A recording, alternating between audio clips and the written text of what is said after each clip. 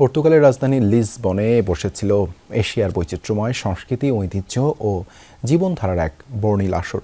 Asian উৎসবে বিভিন্ন দেশের সঙ্গে নিজেদের ইতিহাস, ঐতিহ্য, শিল্প, সংস্কৃতি তুলে ধরে নজর কেড়েছে বাংলাদেশ। পর্তুগাল থেকে প্রতিনিধি জহুরুল ইসলাম মুনের প্রতিবেদনে বিস্তারিত।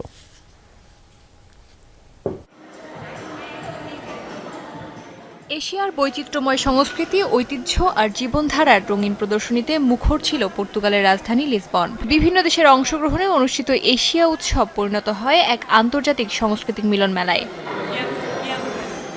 লিসবন বিশ্ববিদ্যালয়ের এশিয়ান স্টাডিজ বিভাগের শিক্ষার্থীদের উদ্যোগে আয়োজিত এই উৎসবে অংশ নেয় এশিয়ার বিভিন্ন দেশের প্রতিনিধি দল ও সাংস্কৃতিক সংগঠন। দিনব্যাপী আয়োজনে নিজেদের ইতিহাস, ভাষা, সংস্কৃতি, খাদ্যাভ্যাস ও সামাজিক জীবনধারার নানা দিক তুলে ধরে অংশগ্রহণকারী দেশগুলো। উৎসবে বাংলাদেশের প্রতিনিধিত্ব করেন পর্তুগালে বাংলাদেশ দূতাবাস এবং বাংলাদেশি শিক্ষার্থীদের সংগঠন ইসিবি পর্তুগাল। তাদের যৌথ উদ্যোগে সাজানো বাংলাদেশ প্যাভিলিয়নে স্থান পায় ঐতিহ্যবাহী পোশাক, হস্তশিল্প, সাংস্কৃতিক উপকরণ ও দেশীয় খাবার। বিদেশি শিক্ষার্থী ও দর্শনার্থীরা বাংলাদেশের সংস্কৃতি, ইতিহাস ও পর্যটন সম্ভাবনা সম্পর্কে আগ্রহ নিয়ে বিভিন্ন তথ্য সংগ্রহ করেন। উৎসবের অন্যতম আকর্ষণ ছিল সাংস্কৃতিক পরিবেশনা। বাংলাদেশি শিক্ষার্থীদের পরিবেশনায় বাংলা গান ও নৃত্য মুগ্ধ করে দর্শকদের। প্রাণবন্ত পরিবেশনার মাধ্যমে আন্তর্জাতিক অঙ্গনে তুলে ধরা হয় বাংলাদেশের ঐতিহ্য, আবেগ ও সাংস্কৃতিক ঐতিহ্য।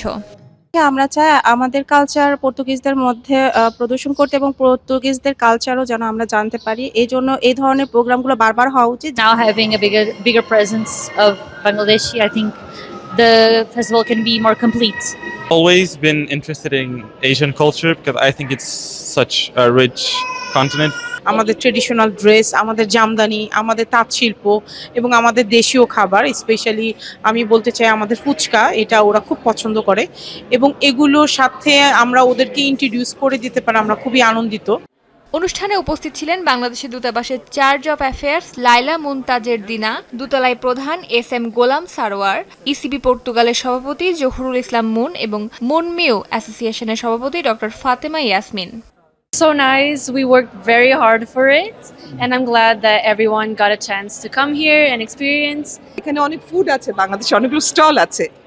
এটাই তো আমাদের কাজ, এটা সবচেয়ে বড় কাজ, যে আমাদের ভালো জিনিসগুলো ছড়িয়ে দেয়া। It is amazing to be here and also to help to present the Bangladesh culture.